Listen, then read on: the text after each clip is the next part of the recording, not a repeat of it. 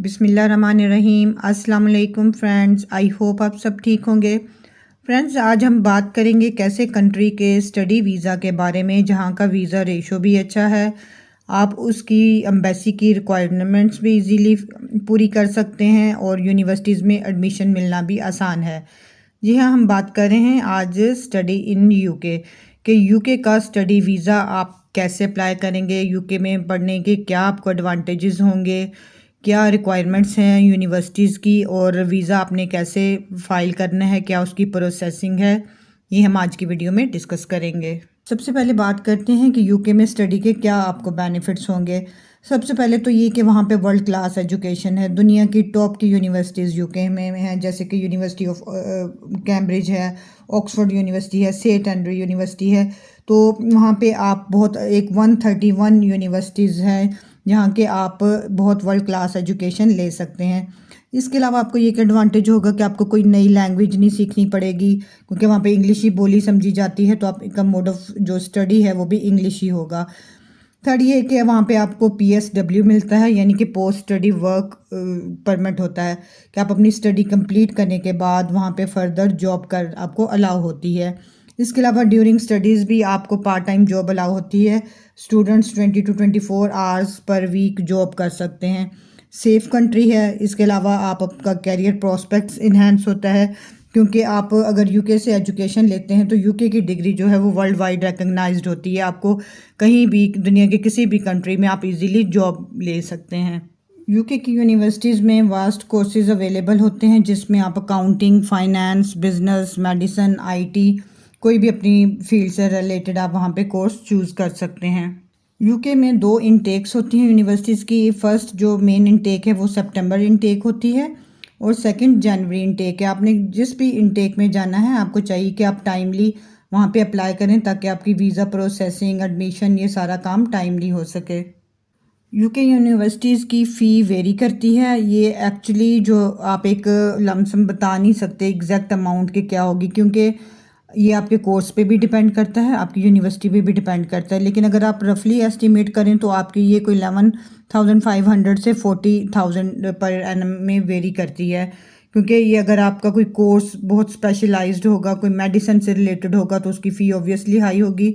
लेकिन अगर आप कोई अंडर ग्रेजुएट वगैरह के लिए जाते हैं तो उसकी फ़ी कम होगी, और फिर इसके अलावा यूनिवर्सिटी पे भी डिपेंड करती है फ़ी। अगर लिविंग कॉस्ट की बात की जाए तो यूके में लिविंग कॉस्ट आपकी आपके एरिया पे डिपेंड करती है, आपके लिविंग स्टाइल पे डिपेंड करती है। कि अगर आप लंदन में रहते हैं तो वो कॉस्टली है, आपके वहाँ पे एक्सपेंसेस ज़्यादा होंगे। अगर आउट ऑफ लंदन आपकी यूनिवर्सिटी है और आप वहाँ रहते हैं तो फिर आपके एक्सपेंसेस कम होंगे। लेकिन जो एस्टिमेटेड कॉस्ट है वो आपकी 800 to 1500 पाउंड पर मंथ होती है, और इसमें सारा कुछ आपके सब एक्सपेंसेस इंक्लूड हैं, यानी कि आपका रेंट, आपका खाना पीना, आपके यूटिलिटी बिल, ट्रांसपोर्ट है, आपकी कोई सोशल लाइफ के अखराजात हैं, तो ये सारे उसमें इंक्लूड होते हैं। इसके अलावा अगर आप शेयरिंग में रूम रहते हैं तो लेते हैं तो आपका वो कट ऑफ हो जाते हैं एक्सपेंसेस और आपका ख़र्चा कम हो जाता है। अब अगर आप बैचलर्स में जाते हैं तो आपको अंडर ग्रेजुएट डिग्री के लिए आपको 1 साल का फाउंडेशन कोर्स करना होता है, अगर आपने ऑलरेडी इंटरमीडिएट किया हुआ। लेकिन A लेवल्स वाले स्टूडेंट डायरेक्ट डिग्री प्रोग्राम में जा सकते हैं। और अगर आप पोस्ट ग्रेजुएट या मास्टर्स में जाना चाहते हैं तो देन आपकी 16 ईयर्स एजुकेशन होनी चाहिए। इसके अलावा आपके पास आइल्स होना चाहिए। अगर आप अंडर ग्रेजुएट में जाते हैं तो आपका ओवरऑल बैंड 6 होना चाहिए, जो कि आपके सब मॉड्यूल्स में 5.5 से कम नहीं होना चाहिए। और पोस्ट ग्रेजुएट के लिए आपको 6.5 बैंड की ज़रूरत होती है। एडमिशन अप्लाई करने के लिए मैंने आपको वेबसाइट यहाँ पे जो लिखी है www.ucas.com, यहाँ से आप एडमिशन अप्लाई कर सकते हैं। इस वेबसाइट का लिंक मैं आपको डिस्क्रिप्शन बॉक्स में भी दे दूँगी। इसके अलावा आप डायरेक्ट यूनिवर्सिटीज़ की वेबसाइट से भी एडमिशन अप्लाई कर सकते हैं। आपने अपने एजुकेशनल डॉक्यूमेंट्स और पासपोर्ट यूनिवर्सिटी को आप फॉरवर्ड करेंगे तो आपको वहाँ से ऑफ़र लेटर आ जाता है। तो यूनिवर्सिटी की एडमिशन की प्रोसेसिंग में आपको जब ऑफ़र लेटर आता है तो आपने उस पर सिग्नेचर करके वो दोबारा से यूनिवर्सिटी को ईमेल कर देना है। 2 to 3 वीक्स में आपका ऑफ़र लेटर आ जाता है।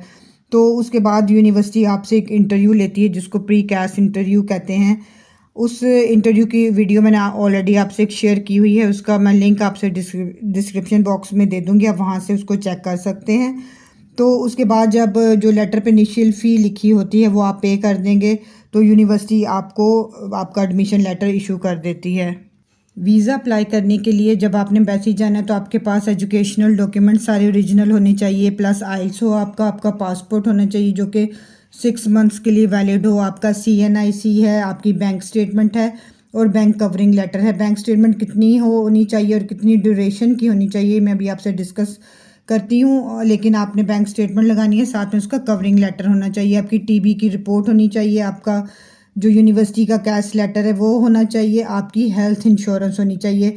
आपकी हेल्थ इंश्योरेंस जितने ईयर्स का आपका कोर्स है, अगर 2 ईयर्स का है तो 2 ईयर की हेल्थ इंश्योरेंस होगी, अगर 1 ईयर का कोर्स है तो फिर 1 ईयर की हेल्थ इंश्योरेंस आपने लगानी है। जो ऑनलाइन वीज़ा फॉर्म आपने फिल किया था वो होगा और साथ में चेक लिस्ट होगी। इनके अलावा SOP लगेगी, यानी कि स्टेटमेंट ऑफ पर्पस कि आप इस यूनिवर्सिटी में और इस कोर्स में क्यों जाना चाहते हैं। 2 रिकमेंडेशन लेटर्स लगेंगे आपको आपके टीचर्स की तरफ से और आपका CV।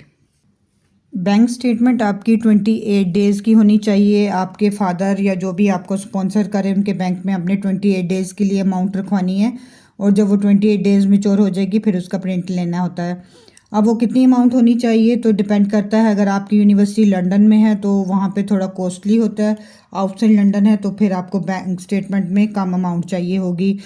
तो अगर आप आउटसाइड लंदन हैं तो ऑलमोस्ट आपको ये 10.5 आप कह सकते हैं हज़ार पाउंड जो है वो पर एनम के हिसाब से आपको वहाँ पे रिक्वायर्ड होगी लिविंग एक्सपेंसेस।